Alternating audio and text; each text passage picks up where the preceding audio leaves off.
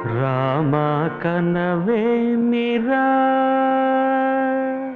రామ కనవేమిరా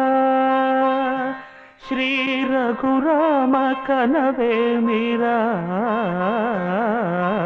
రామ కనవేమిరా రమణీలలామ నవలావణ్య సీమ ధరాపుత్రి సుమగాత్రి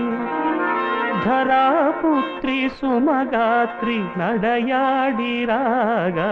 రామ కనవేమిరా సీతాస్వయంవరం ప్రకటించిన పిమ్మట జనకుని కొలువులో ప్రవేశించే జానకిని